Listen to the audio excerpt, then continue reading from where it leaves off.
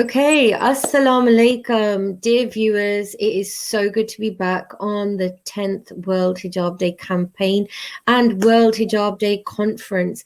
We are online. We are joined by a lovely guest, our very first guest of this segment. This segment is, of course, Let's Get Real with Hijab, and we have some amazing ladies to speak to today, all about the youth perspective about wearing the hijab, their hijab stories, their journeys with it, and their advice and tips as well. Let me introduce you to our lovely guest. It is Aya Fateh. She joins us from Scotland. A big assalamu alaikum to you. How are you doing? I'm all right, thank you. Alaikum salam. How are you? I'm good. I'm so excited to be speaking to you. So Aya is actually a fashion blogger and so much more. There's so many inspirational posts that you share with the social media platform, and you're an art student. You're doing some amazing things. Tell us a little bit more about yourself. So obviously, as you said, my name is Aya. I study fashion textiles at Glasgow School of Art, and I am in my final year, and I've been blogging since I was 16, I believe. So I've been in that kind of blogging place for a very long time. And yeah, that's really about me. I mean, it's great because we see so many young people on social media doing some, amazing things and sharing content and being inspirational. How important do you think that is for the youth? It's very important, just because when I first started wearing the hijab, back then there wasn't such thing as inspiration. Your mum was your role model, your inspiration. But see, now we're heavy on technology and the social media platforms, which is very important to showcase and share inspiration of wearing the hijab and modesty as well, and to showcase that you can be fashionable and be able to wear the hijab at the same time. Amazing. Exactly. Now, I want to ask you about your hijab story. How did it begin? When did you start wearing it? Yeah, it was like years ago. I think I was like maybe 10, and we were in Holland at that time for like a vacation.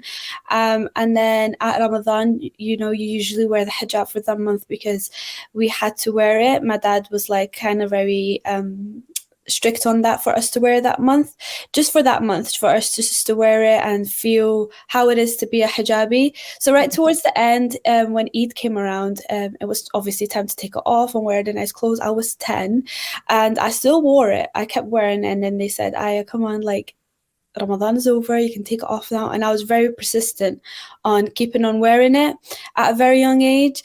But my parents were actually quite scared because they were like, you're too young, because they wanted me to wear it at a good age, because they always had that fear of me taking it off.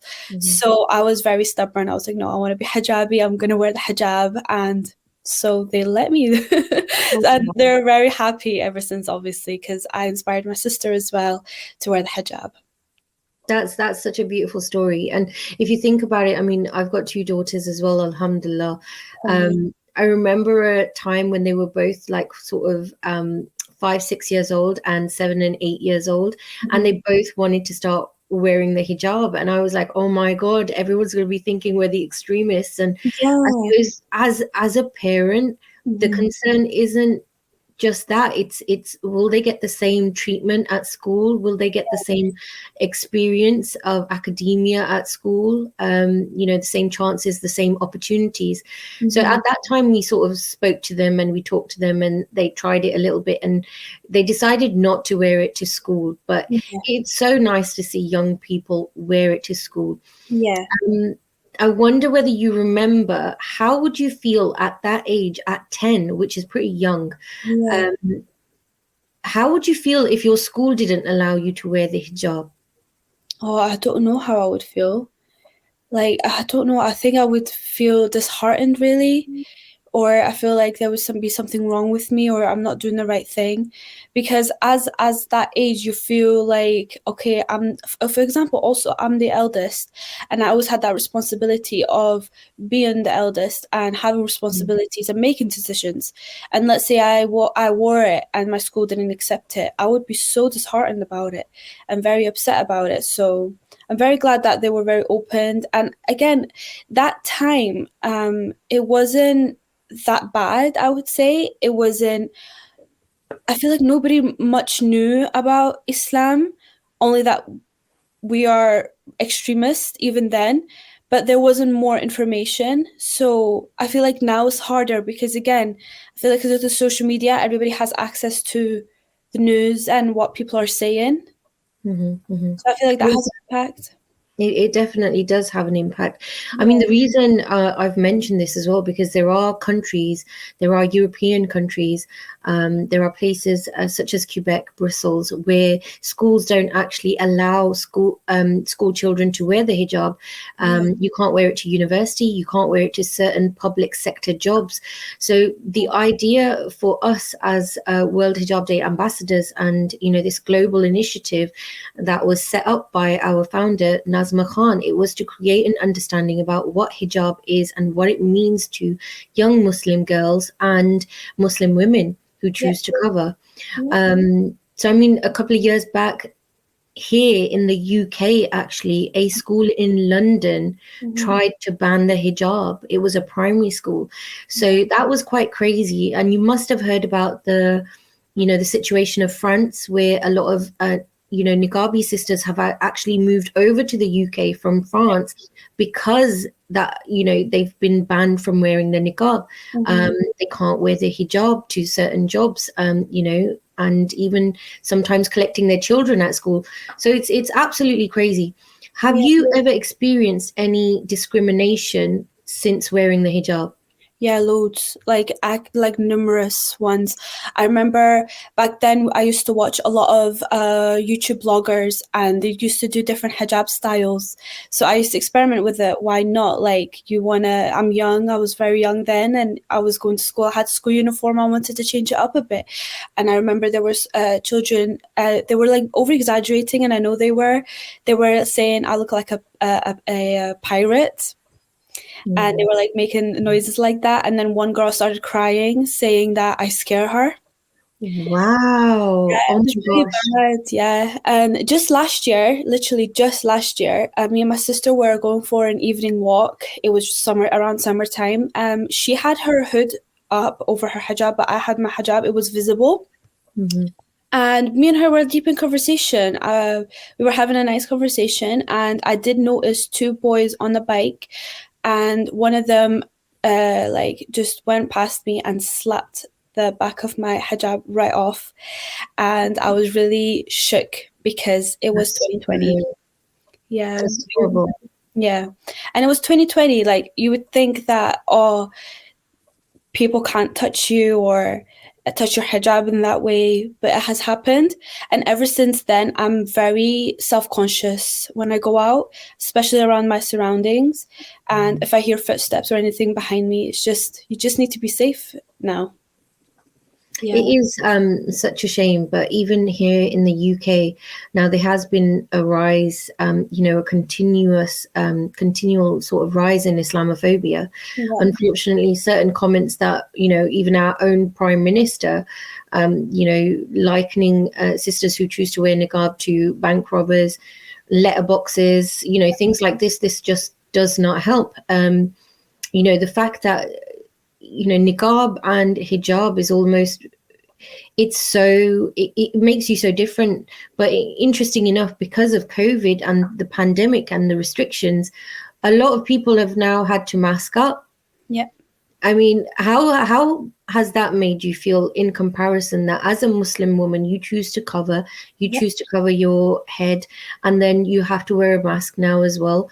What's your experience been like around the COVID situation?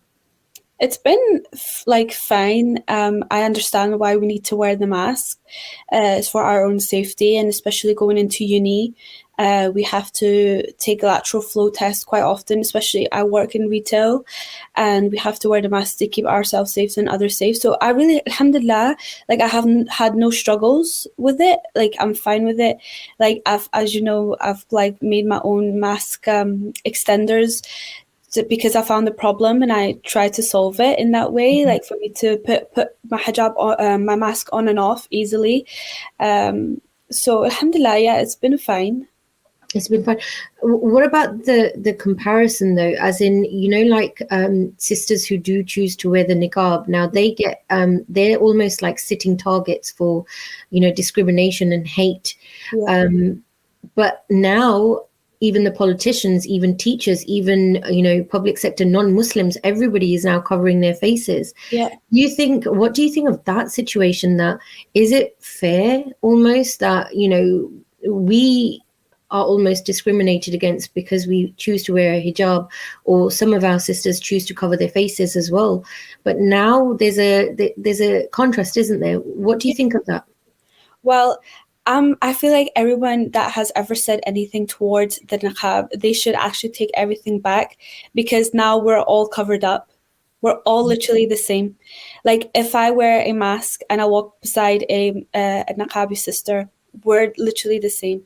So yes, I'm able to take it on and off, whereas her beliefs, like she's like wearing it, which is like obviously completely fine.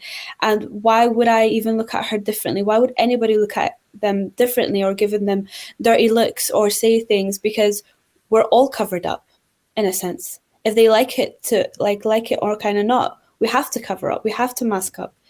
So I really feel like whomever made that kind of statements, they should really do a public apology for it, because it's just not right. Absolutely. There's definitely something to think about. Yeah. I mean, hijab itself, what does it mean to you as a young woman who's been wearing it for, you know, a big part of your life? Yeah. What does it mean to you? I don't know. Like nobody really has asked me that question in a very, very long Tough time. question. It's a tough question. It's a tough, tough question. Like the hijab means like a lot to me. It empowers me. It makes me feel very beautiful when I wear it. It makes me very proud to be a Muslim, and it's like a reminder of why I wear it. So at work, when people ask me why do I cover up, I tell them, and then I take a step back. I'm like, wow, it's so beautiful. Why Allah Subhanahu wa Taala has made us has like said that we need to wear the hijab, because it's such a beautiful thing. And then when I do tell people about it, they're like, oh, that's so beautiful, oh, that's so nice, because that's your beauty. Your beauty is just hidden for the ones that needs to see it. So, and also inspiring other hijabi sisters to wear the hijab. So you don't know, when you're like walking down the street, you don't know what intention that other sister has. Like, wow, like look at her walking and being proud to be a hijabi. Inshallah, one day I'll be like it. So you're like a walking Muslim inspiration, basically. So that's Absolutely. what I think. I love how you've explained it there, because it is so important. It reminds me of something that Sheikha, we had an ustada come for a World Hijab Day event once at at a university. She was from the Rabata org, and amazingly, she said that, what, as Muslim women, as believers in God, we are the only women that walk the earth, and without saying anything, moving our lips, we actually declare La ilaha illallahu Muhammad Rasulullah, because people know we wear this and we are Muslim women.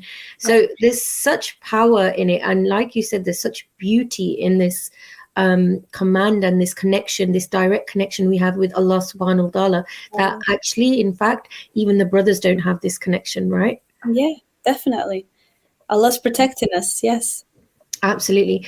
So, I mean, it's been great having you join us, and time goes so quickly. I I'd know. love to, what advice would you give to the youth, to any sisters out there who are perhaps struggling with the hijab? Do we wear it? Maybe they're scared to wear the hijab because of Islamophobia, because of hijabophobia, because maybe they're worried about their friends saying something. Maybe they're worried about their, managers or, the work colleagues saying something. What advice would you give to them? I would say to always start for the month of Ramadan. This is like my true advice. Wear it for that month. And if anybody has to say anything, be like, listen, this is the holy month. Everybody knows what Ramadan is. Say that I'm fasting and I'm deciding to wear it. It's a trial, let's say. And towards the end, they're like, okay, is Eid, like, why do you still have it on? Say, I fell in love with it and I've worn it. Or day by day, wear it. If you're struggling with it, just find what the struggle is and work around it. And if anybody says anything, say what's in your heart. Like, don't shy away from it, or don't let it affect you. Because when you wear the hijab, you're not only wearing it for yourself, you're also wearing it for Allah as well. So have that kind of like reminder. That's a beautiful way of thinking about it, you know, being open and honest. And it's such a nice way, because this is how you've come to hijab as well. Interesting enough, World Hijab Day does do a 30-day challenge in Ramadan. Wow. Which is so, you know, subhanallah, look how, you know, it's a really nice way of, you know, choosing and trying to wear hijab. Something else that I've always loved about this World Hijab Day initiative is when our, you know, sisters and brothers from other faiths support World Hijab Day. And we've had sisters from other faiths try on the hijab and wear it for 30 days, or even try fasting with us, just to understand what it feels like. And a lot of sisters have actually joined Islam and taken their shahada because of, you know, the way, you know, when we're talking to people, when we're understanding, when we're coming from a place of love, you know, and care, there's an open discussion to have. And that's when, you know, true beauty of faith and you know, shines through. So alhamdulillah, it's been a pleasure being part of World Hijab Day. I'm so glad we've finally got you, you know, to be part of this amazing World Hijab Day Conference 2022. Of course, the hashtag this year, guys, has been dressed not oppressed. I'm going to let you go because we've got two other guests with us. But before I do let you go, if I was to ask you one final question, it's, are you oppressed by your hijab? No. No. I love always asking that, because the answer is always point blank no. I have still yet to find a sister who would actually say to me that actually I feel really oppressed by the hijab. A lot of our sisters are so empowered and inspired like yourself, and they feel stronger and confident for it. Would you agree with that?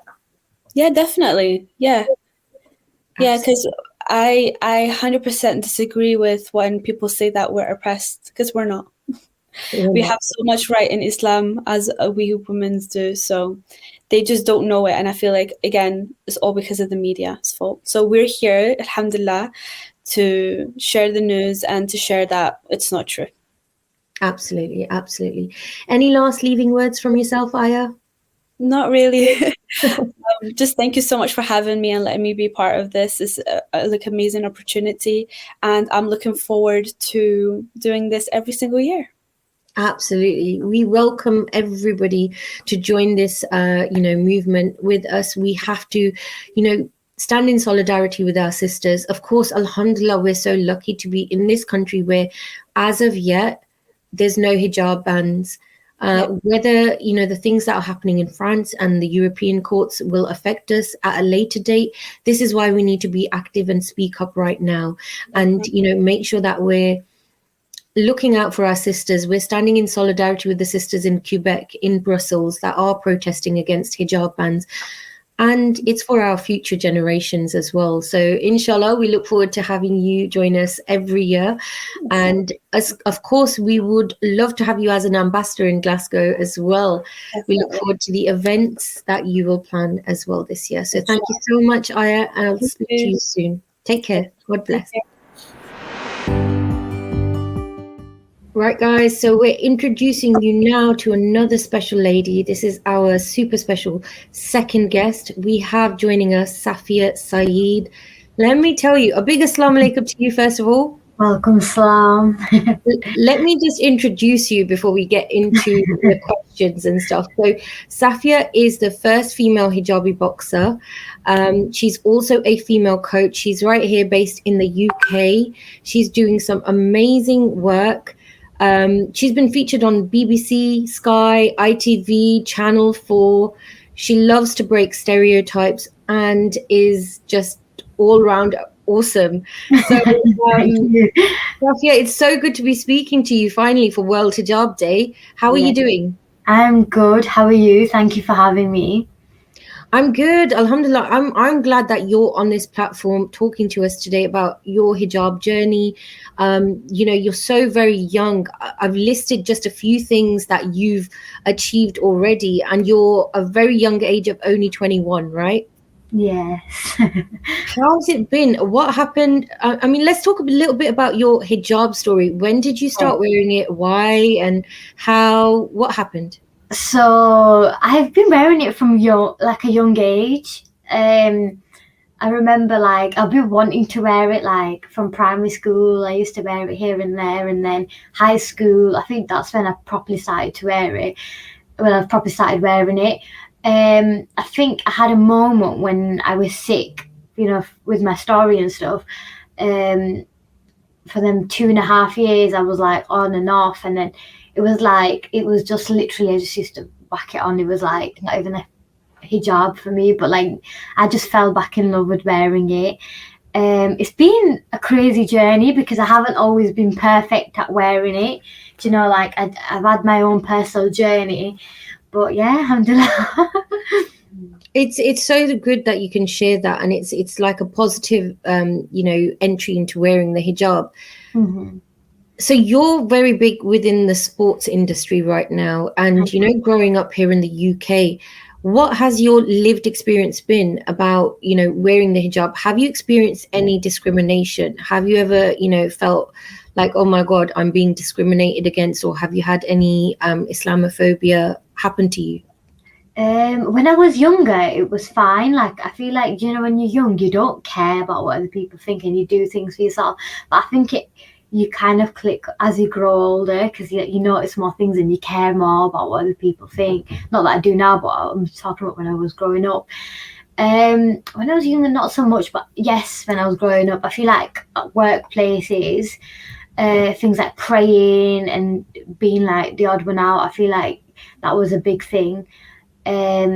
But just being the hijabi boxer in general, I feel like once the world knew that I was a hijabi boxer, it was all about, oh, she's not wearing it properly, or she's showing her hair, or if I covered my hair, it was more about how I dressed, and if it was not about how I dressed, it's why she boxed. So I feel like obviously the hijab's more than a cloth on your head. It's it's about you as a person and everything around it. So I feel like there's just so much more to it. Is it very important to you to wear it? Because like you've mentioned, there's a lot of you get a lot of being in the public eye. Of course, Yeah. You're going to get a lot of comments. You're going to get a lot of people trying to tell you how to do, what to do. What makes you keep it on and keep going? Oh, I love it. Hijab's my crown. I feel empty without it. And everyone says it all, they all have their own journeys where they want to take it off, and every hijabi thinks about the day where she can just walk outside without her hijab. But I feel lost without mine. That's why I wear it while I'm training and all sorts, and I love it. Even in the sauna, people are looking at me like, yo, why? She's literally fully dressed. But I love it. Yeah, of course. I mean, the training aspect of it, a lot of times, in the gym, people feel quite uncomfortable going in a male gym, or, how do you deal with it going into the gym, or, weightlifting? Because you're doing a lot in terms of training for fights and, boxing in general. How has it been received by other guys in the gym and other women in the gym? Do you know what? I'm really lucky because all the gyms I train at, I get a lot of love everywhere I go. I've got good people around me, good coaches. One gym, my actual boxing gym, it was cool. And I feel like a lot of people have things to say, but it's not usually to your face. I don't know. I've never had anyone actually say something to my face regarding my hijab, but I'm lucky in that way. I feel like I'm very confident in myself, my hijab. I feel like no one could ever make me think otherwise. I've had people in the past, obviously the non-Muslims are not educated in the hijab. So for example, in the summer, I remember one of like someone I was training with said to me, "Oh, you can take that off. It's warm. Nobody's here. There's no cameras here. It's not BBC. No one's gonna tell." But I'm like it doesn't work like that. Do you know what I mean? It really doesn't work like that. And I was like, even on holiday, like I went to a training camp a couple of months ago, like end of last year, and it was the same. I'm like, "Oh, do you not feel hot in that?" So yeah, I have my different journeys, and no one's really said anything. It's more about like it's just more about being confident and like being yourself and owning yourself, because if you're not like that, then you'll get people walking all over you, especially in our industry. Absolutely. Now there's you get to hear around the world what happens is some hijabi sisters are either in basketball or hockey or netball or even tennis, and they've been asked to remove their hijab before they can play. What do you think of that? I think it's disgusting. I think it's literally just, obviously it's more to us, but it's a piece of cloth on our head. So it's like getting like someone to remove their turban off their head. It's like it's just something that's for us, and for you not to respect that, I feel like it's horrible, and we should. I feel like the girls should, not guys. I feel like the girls should fight for it. I was gonna say guys then, but I feel like if the guys want to fight for us as well, they should fight for it. They should fight back. I feel like it's happening in the boxing industry, and a lot of things are hard for us here. If we can make it work, hopefully, and everyone else can. I wanted to ask you a little bit about, your female coaching side of things. You're coaching young people, you're coaching all sorts of, people within boxing. Have you seen an uptake in Muslim women, doing sports? Oh, 100%. I feel like, I know for a fact when I started, there wasn't anyone. Females used to go to the gym, but there was no one really competing, especially, I'm not talking about boxing, I'm talking about like in other sports as well. There was an odd few people out of the UK that I knew. But as the years have gone by, I've known like basketball players, I've known a few people in different industries, and it's been amazing. Like even when I'm coaching now, it's like so many girls are coming and they're taking part. Even their parents are like, "Oh, we thought we'd never send our girls to boxing. We never thought we'd send our girls to the gym." But I feel like if you could do it and you've changed your life around, I feel like it's fine for my daughter. Self-defense is something that she needs, and I feel like it's really turned a lot of parents' heads. It's like got them to think in a different perspective. It's not about like boys, and it's not about a man's sport. It's literally about their girls, the daughters, the sisters, whoever, literally learning self-defense or getting out of the house and training, which is great. How important do you think is the hijab in this? Like, do you think it holds women back? Do you think there's still a bit of uncomfortableness about entering into sports, or do you think we've made a bit of movement on that? I think we've made a bit of movement. We've made some progress, but I don't think we're there yet. I think a lot of sports, a lot of the governing bodies, it just needs to be a bit more diverse. And I just feel like we just need to keep breaking the stereotypes. I feel like we need to carry on. Like myself, I started and it wasn't easy. But I feel like for other people who are starting now, it's like it's a bit easier for them because there's already been one hijabi boxer. So yes, I feel like we just need to keep breaking the boundaries, breaking the stereotypes, and just don't care what other people think. Just do you. The hijab does not stop you from doing anything. The hijab is your crown. You feel comfortable doing what you're doing as long as you're doing the right thing in the right way. Just don't listen to people. Time's going to pass. People are going to talk, whether you do good or bad. You just literally do you. The best you can. Absolutely. What a positive message that is. This year's campaign was #dressed not oppressed. Have you had any conversations around this, in your work or when you're filming about, Muslim women being oppressed? And is that something you have to, you know, talk about regularly? I feel like with the different types of work I do, obviously my boxing, uni, obviously big campaigning, being a campaign model, I feel like I come across loads of different types of people, and I've never had anyone rude to me, but I have had a lot of questions like, oh, like, is this why you wear it? Is this why you do this? And 99% of the time I can say I've been very like well respected. Like if I need a separate room for something, I will get that. If I remember I was filming a campaign like middle of last year, and I got a prayer room, I got extra time to do certain things, I got my own space to change. I had I had a female makeup artist, and there was no males in the room when it was my turn, so she could do my hair or just my scarf or whatever it was. So I've been really respected, and I'm really lucky for that. There was an incident that's just actually come to mind. I was supposed to be filming a campaign in Cape Town.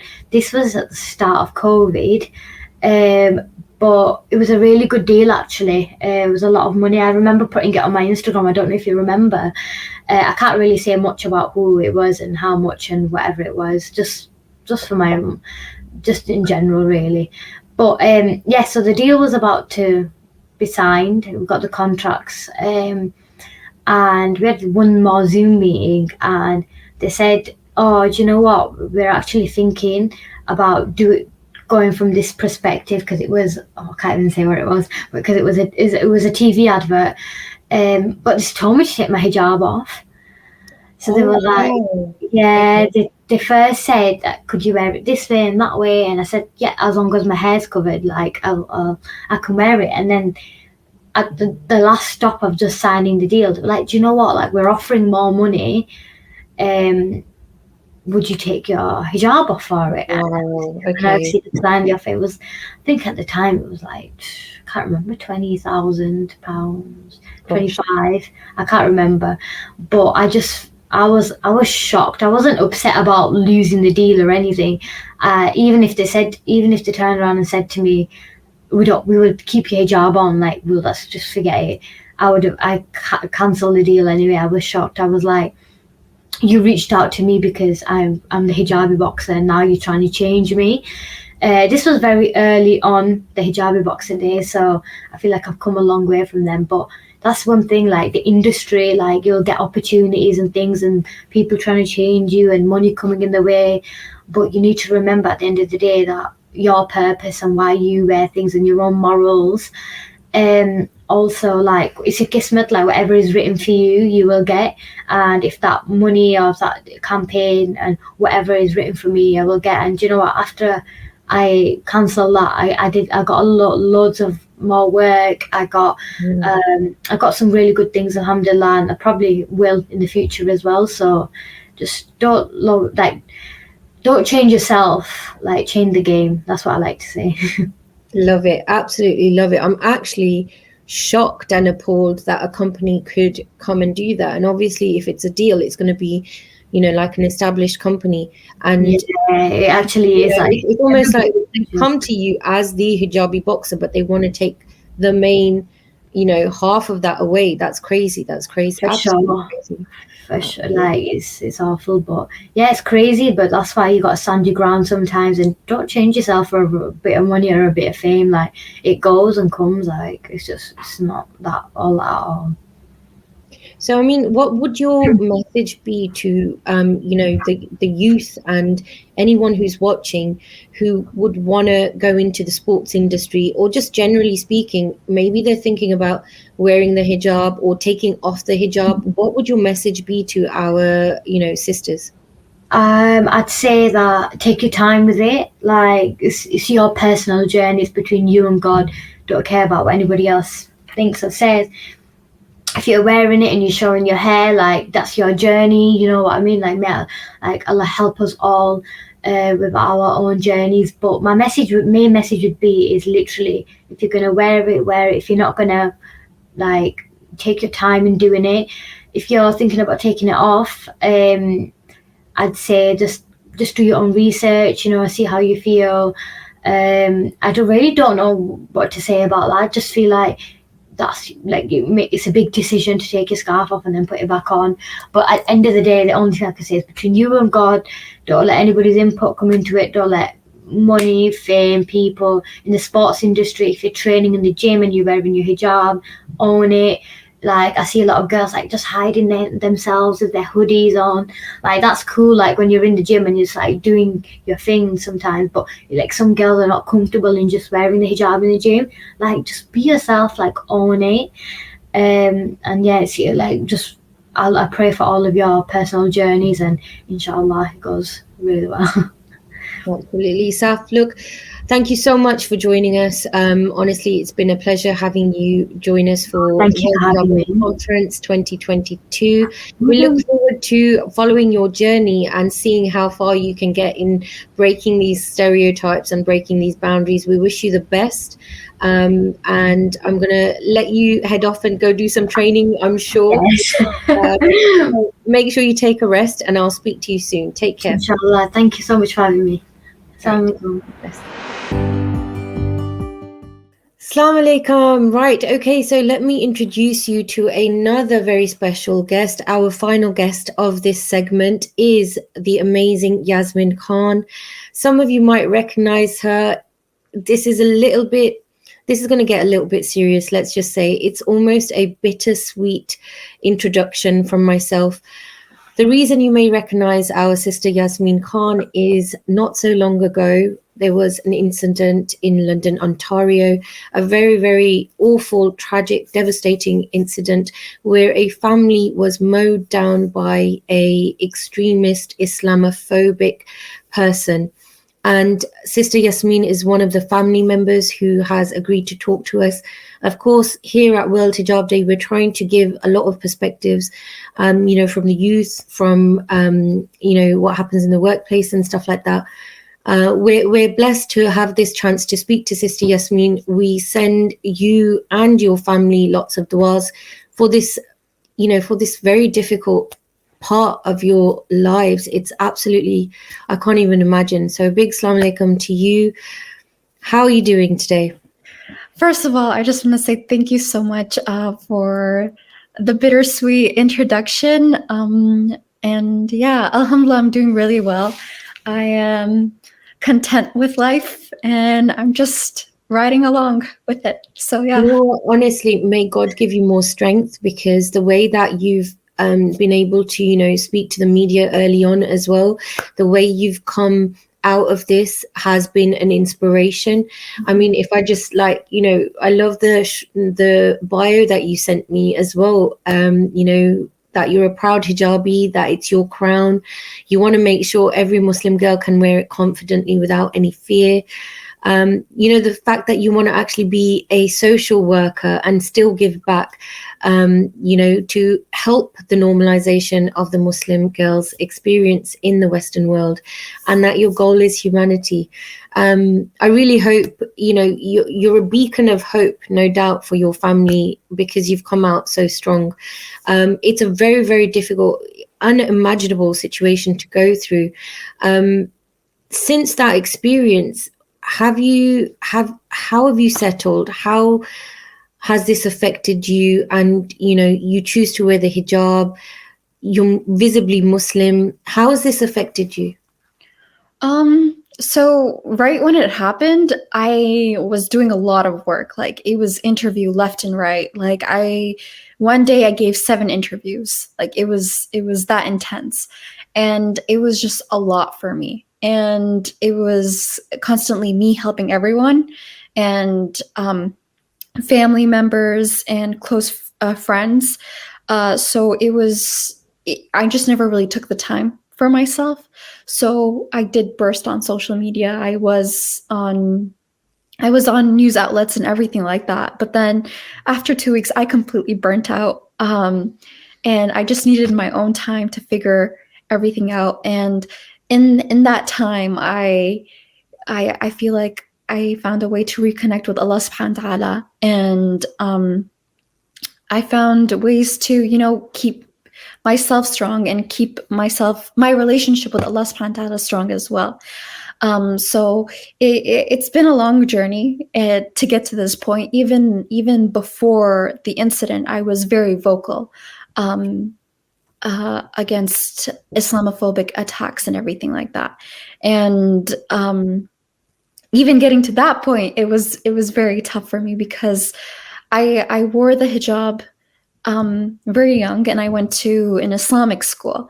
And for me, it was something that I was used to. My entire environment was wearing it. So I'm like, okay, I'm going to wear it too. And then the moment I hit high school, it was a public high school. And so it was a point where I was like, I don't want to wear this anymore. And it was very tough for me to wear it, but I still continued to wear it.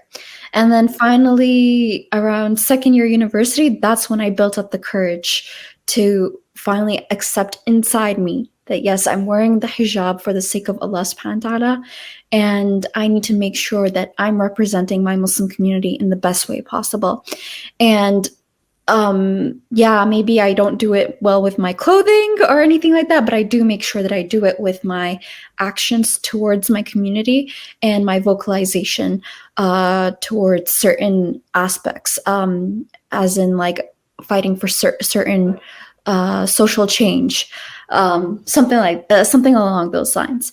So it's been a roller coaster. And honestly, here and there, the roller coaster goes on a loop-de-loop. But at the end of the day, I remember that Allah subhanahu wa ta'ala has promised us that verily with every hardship comes ease. So then when I remember that, my roller coaster steadies down and it's on a straight path and I'm focused again. But it is something that it's constantly been a roller coaster for me, essentially. But yeah, I do definitely want to say that ever since the attack did happen, it was eye-opening, and it definitely did put me, I feel like it did open my eyes even more. And I don't like it. I wasn't immature, but it did make me more mature and less innocent to the fact that,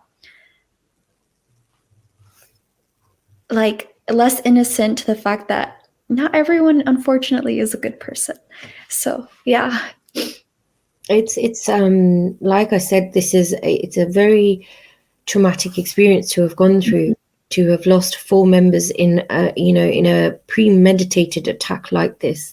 Mm-hmm. And I can't even imagine, but the strength that the way you've said it, that you turn to deen, and the roller coaster that it will be, of course, the low points and the sad points, but being able to turn that on and actually strengthening, going forward about the hijab and your deen, and coming forward as a, community worker for the community, and still standing up and speaking against Islamophobia, hats off to you. I find you an inspiration, honestly. And I look forward to seeing more from you. I'm sure, within the human rights aspect as well. This type of thing is why World Hijab Day likes to raise awareness about hijab and hijabophobia and Islamophobia and the discrimination that Muslim women faced. From that aspect, do you think things have improved since that incident, or have things still been is Islamophobia still on the rise? You mentioned that it opened your eyes. I think it gripped the world, the Muslim community all around the world, to be honest. And it opened a lot of our eyes that this was one of those awful, awful attacks. What do you think? Have things changed where you are? I'll be honest with you. The talk against Islamophobia was on for maybe like a month after. And I guess I do take responsibility for it too, because I just became so burnt out that I just completely cut off all media outlets too. I told them to stop contacting me and everything.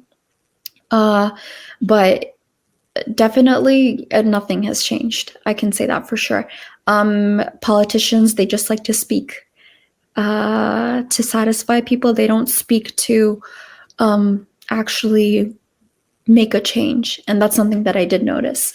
And it's very unfortunate. It's very sad, and sometimes I'm just like, but you're supposed to be there for us. You're supposed to speak up for us.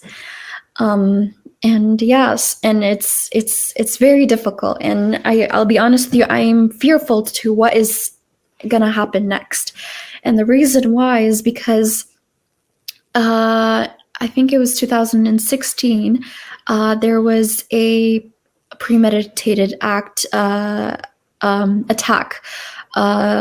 in the province of Quebec in Canada, and it was towards a mosque, and a lot of people were shot and injured, and they also passed away. And a couple of years after that, the province of Quebec, they passed a bill called Bill 21, and basically if you are an individual who's working under a government job or anything or in the public force, you're not allowed to practice your freedom of expression towards your religion.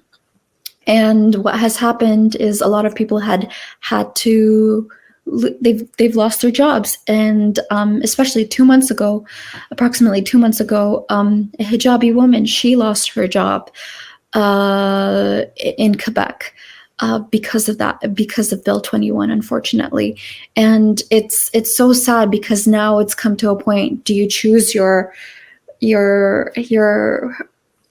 right to live, or do you choose your Islam? And they're making that happen now, right? They're making that a dilemma for all Muslim women in Quebec. And I have that fear now, because I'm like, okay, this happened, right? But in a couple of years, what's Canada? What's the rest of Canada gonna do? Yeah. You know, what can I do to make sure that doesn't happen? Yeah. And it's just a lot of fear now, because I'm like, I don't trust them. I don't trust these politicians. I don't trust anyone. And it's sad. It's very much sad. For something that okay, so for us, it means so many different things. The hijab, you know, choosing to wear the hijab, whether it's our connection to God, whether it's a form of worship, it's our faith, it's our identity. There's so many things that it means to us. How would you feel if it was to be banned in your vicinity? What would you do? Would you stay at home? Would you, fight for your right to study, practice law? I mean, we actually discussed Bill 21 in World Hijab Day Conference last year, and we had a solicitor actually, I believe her name was Nora, who was actually fighting against the Bill 21, for the right to wear hijab in the public sector. How would you respond to that? How would you react to that? I know for a fact I'm the type of person that I can't stay home no matter what the case is. And if it comes to that point where I'm not able to practice it, I would definitely be out there, and I would make sure that I'm screaming my lungs out. I am the loudest I can be. And if it comes to a point where my safety is affected, even if it comes to that point, I will do that, because at the end of the day, I will still fight for it, because at the end of the day, it's not just me that I'm fighting for. I'm fighting for the entire ummah. I'm also fighting for my children, for my daughters, for my nieces. You know, I know, like, I'm very much close to my oldest niece, and she's like, I want to wear the hijab and everything like that. And I'm like, yes, I support you and everything like that. But then I never want her to feel down at any point. I want her to have her freedom. She wants to be a journalist. She wants to be a writer. Mm-hmm. You know, I want her to be out there fully confident in her hijab if she chooses to wear it, you know? And I never want it to be something that she has to choose between, you know, her career or her religion. And for me, I'm not just fighting for myself. I'm fighting for everyone. I'm fighting for my people. Absolutely, absolutely. And I think this is why World Hijab Day is such a great platform for us to create an understanding, throughout the world, to be honest, about what hijab means to us. If I was to ask you what hijab means to you, could you answer that? Yeah. It's a tough question. Yes. For me, it's like, when I think of the hijab, sometimes, I'll be honest with you, in my head, I'm very distasteful towards it because of many instances that I've experienced, or sometimes like there's just so much negativity brought to you, and then you're just like, I'm sick of this. But for me, it's it's one of the tickets to Jannah, because I know that Allah subhanahu wa ta'ala put this onto me, like made this mandatory for me, because it's a symbol for me to be a Muslim. I know that every time that I step out of the house, that even if shaitan were to whisper something to me, I won't go do it, because I have the hijab, and I need to remember that I'm a symbol of Islam. And so to me, what it means is strength and remembrance of Allah.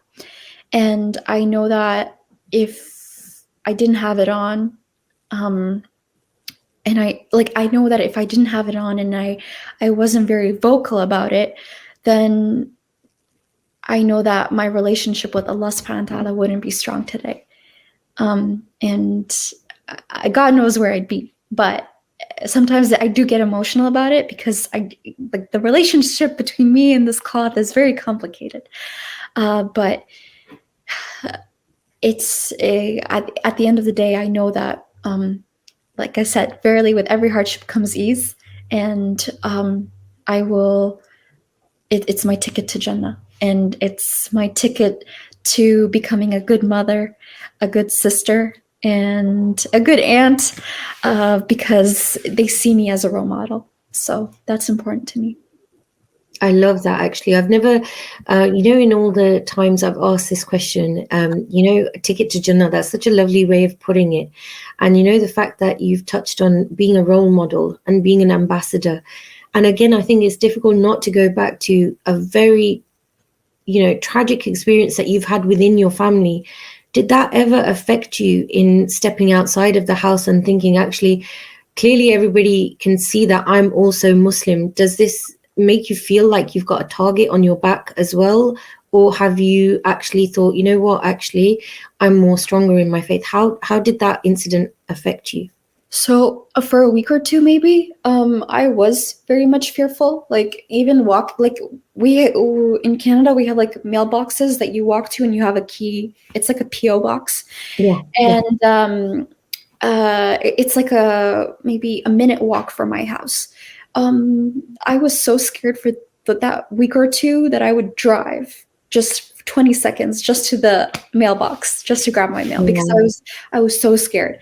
And I'm the type of person that I check mail at night. If I go on walks, I go at night. And I haven't been on a walk at night at all. I actually haven't been on a walk at all, in fact, because it's scary. You don't trust anyone.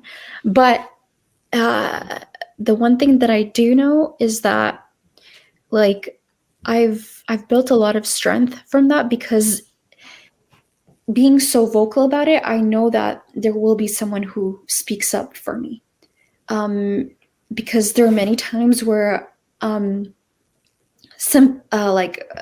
just simply at work, there have been times where people have made comments, and my other colleagues who are not Muslim, they're really white. They'll just step in. They're like, "You have no right to say that. She's a human being. You can leave her alone, and you don't need to shop here. You can get out of here." And knowing that I have these kind of people beside me or behind me and empowering me, I know that I can make it a long way. And I know that I don't need to have that much fear. Yeah, I do have fear walking alone, but I know that if they were to walk with me, I wouldn't have any fear. So yeah.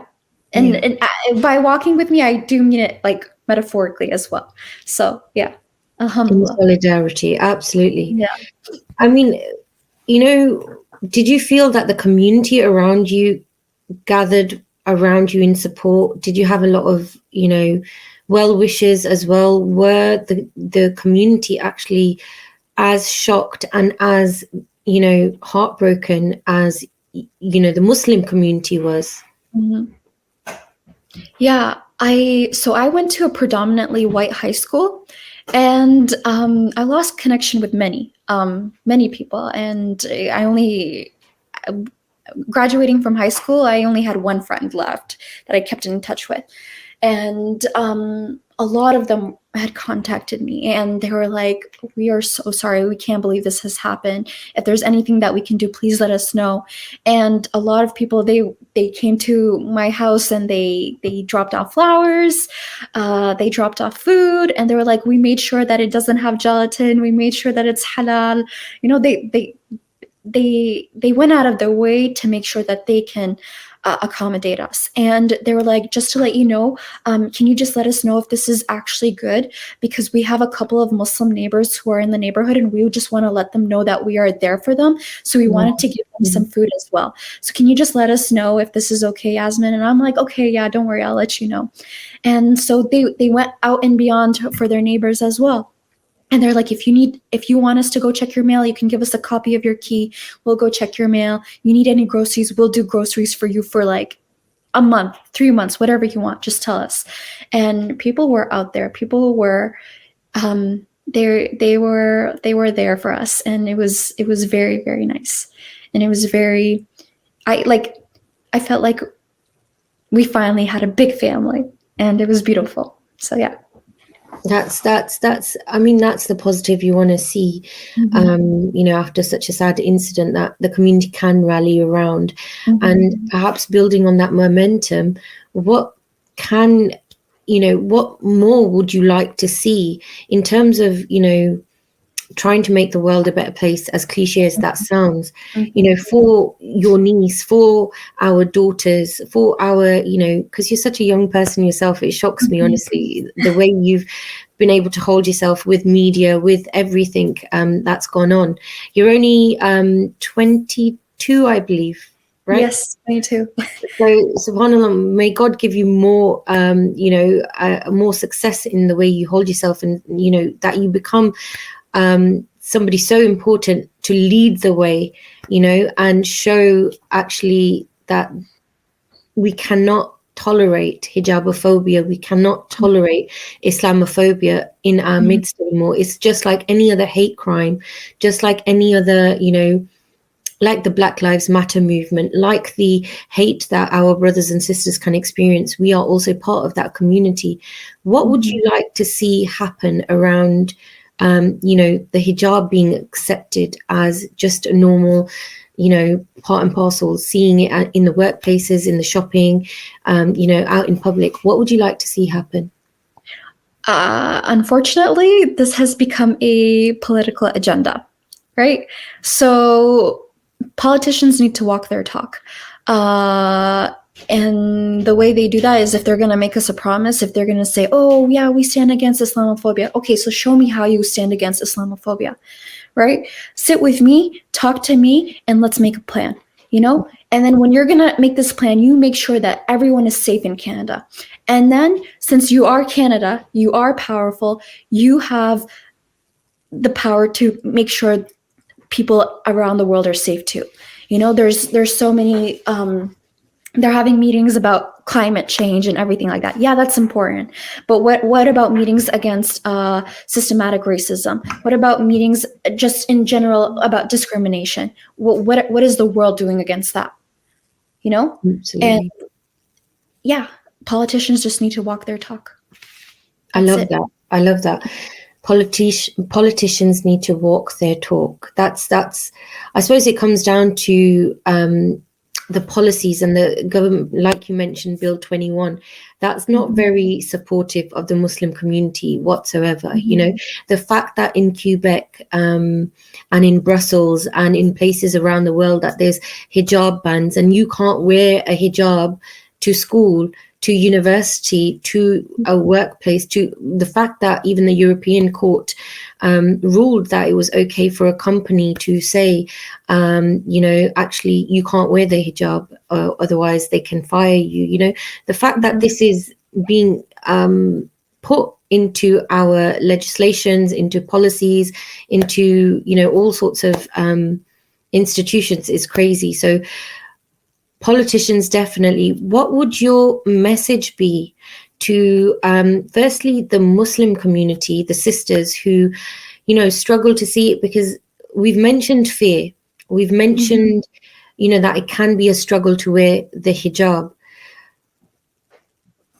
Again, I'm going to say you are an inspiration, because despite what you and your family have been through, you're here standing strong, standing tall, and actually saying that I'm going to continue to shout about my right to wear the hijab, and not just for yourself, but for the future generations, for, the sisters to come as well. What message would you give to the Muslim community first, and, before we go on to everyone else? So this might be a bit problematic, but before pointing the finger at anyone else, you need to remember that there's 3 fingers pointing back at you. Our Muslim community, unfortunately, sometimes, most of the time, it's very toxic. You're going to point out why a girl is not wearing her hijab in a way. Unfortunately, if you go on TikTok or Instagram or any of these things, and Hijab girl is just having fun, trying to be comfortable. She's be comfortable in her hijab and everything like that. And then majority of the comments you can see is majority of the Muslim community playing police, unfortunately. And that creates hatred in our community. That creates unpleasant memories and everything like that. And it's a lot of toxicity. And you need to remember, so what am I doing as a Muslim to my own Muslim brothers and sisters? If I'm oppressing them, if I'm being so rude to them, how can I question outsiders for doing the same? You need to see it for yourself. You need to fix yourself first, and then you can fight.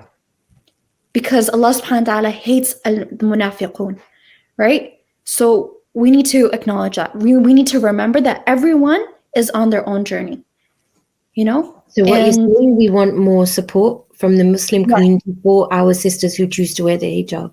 Yes. And once there's support, once there's that collective agreement, then we can all stand hand in hand, and we can push forward. And we can be out there, and we can be as loud as we can be. Because the moment it's only 5 voices out there, it's not going to do anything. But when there's billions of voices out there, it can do a lot of change. And by billions, I mean that yes, there'll be Muslims, but then once the non-Muslims see that we are together, they will start joining, and they'll be like, we want to speak for you too. And what is more stronger than that? Nothing. No politician can walk over us. Nothing like that. Because we are a strong force together. So that's something that's very important. Honestly, I'm going to say again, thank you so much. It's been a pleasure speaking to you. Thank you for taking time out for us as well.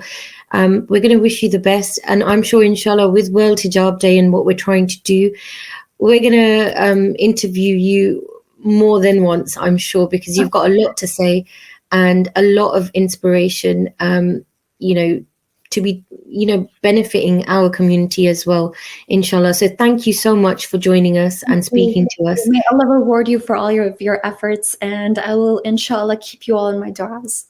Thank you so much, and Ameen to your du'as, and a lot of love and du'as for you and your family as well. May Allah make it easy for you and put barakah in everything that you do. Allahumma ameen for all of us. Right. Take care. God bless. Thank you so much. Assalamu alaikum. Guys, so we come to the end of this segment. I've had an absolutely, amazing time speaking to these lovely ladies. I hope you can take some benefit and some message and, some positive lessons going forward. about what our youth and our young sisters are saying about the hijab and what we want, what we need from our community, and then going forward from the wider community as well. It's been a pleasure being your host. My name has been Shireen Mahmood. But I hope to be continuing this initiative. The hashtag and the campaign this year has been Dressed Not Oppressed. There's loads more coming. Please do subscribe to our YouTube channel and follow World Hijab Day social media to keep in touch and up to date with everything that we're doing this year. God bless. Take care. Assalamu alaikum.